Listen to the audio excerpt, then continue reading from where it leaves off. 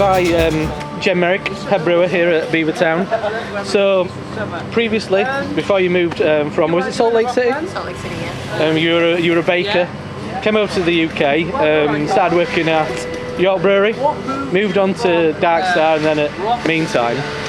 What do you think you kind of gleaned from that experience, working at, I'd say, predominantly quite traditional kind of British breweries, and then now you're at Beavertown, kind of one of the most exciting progressive craft breweries in the UK? I think it's really kind of one big global feedback loop now. So coming from the US, where craft beer was really important as like a community kind of touchstone, we had good craft breweries in the town I grew up in, and most everywhere in the States you did do. But all of those brewers really looked up to the traditional British brewing scene, and their roots were in British brewing, and all of their kind of touchstones on recipes and flavors came from British brewing. So it was a no-brainer to study that, and it was always a really sort of dream job working in traditional cask ale, actually, for an American who loves beer. And when the Renaissance then started to happen in London, I think I was just kind of in the right place at the right time. At Dark Star, Mark Trencher was doing a lot of exciting American-style beers, but on cask.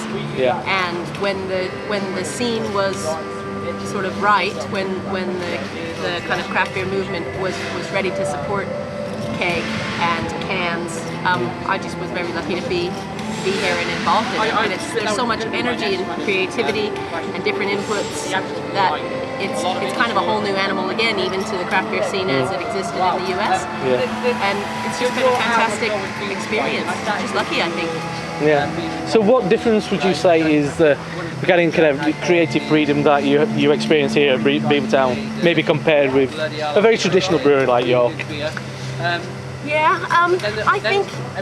I guess one of the main things that we've learned and that helps spur us on here at Beavertown to new creative things is that all the old kind of superstitions about the punter or the pub, the limits on what people could enjoy or would be interested in sampling or drinking, that's all been blown out of the water. So, you know, where it used to be that we thought it had to be 4% in golden for people to want it, to be able to sell it, we just realized now that our demographic is much wider than we thought it was.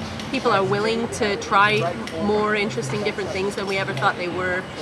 We can put more expensive or difficult kind of ingredients into things. We can make cloudy beer and people are going to still enjoy it. All the things that they taught you in brewing school were how you don't do business, and we've realized that, you know, the sky's the limit really in terms of creativity, and that for the business model, we're just really lucky to be able to discover that there's more market out there, more beer lovers out there than we kind of originally understood. We thought, I think originally, that it was just a few kind of beer geeks around London that were into these styles of beer, but it turns out to have a broader appeal, and that's fantastic for us. Not even just in the UK, but abroad. So we've got markets that we would have 2 years ago, 3 years ago, never been able to send canned beer to, for instance. They would never have taken our product in cans, and now they're excited about it. And those markets that have their own traditional brewing scene, you know, you're talking about places like Belgium that import a lot of our beer, or Austria or Germany, and stuff that people would have said was never going to be popular or that the public would never be interested in, they're now interested in taking. So that's just great fun to see that it's all evolving so quickly. Yeah. So what have you been creating recently? What new stuff are we going to be expecting from Beavertown in the next couple of months? Obviously there's a new barrel aging program over the road. So we've done a handful of barrel aged beers and they've been well received, but we've not been able to do like 100% Brett fermentation or all fermented in wood. We're doing those projects now, so within a few months time when those are ready to release, that'll be kind of a new area of brewing that we've never really been able to venture into, which is great, and that's down to the fact that we have a separate space and we can keep those wild beers separate from the clean beers. We're also getting a new canning line, so we're going to be able to do more cans. We're running this line all day, every day, and making as many as we can, but it's never enough. So to be able to run a bit faster and have a bit more of a professional standard, so the new machine is quite whistles and bells and going to be able to do a more reliable kind of finished product, which is really exciting. But yeah, I think we're still always exploring. We have our small kits still, the original kit from the pub.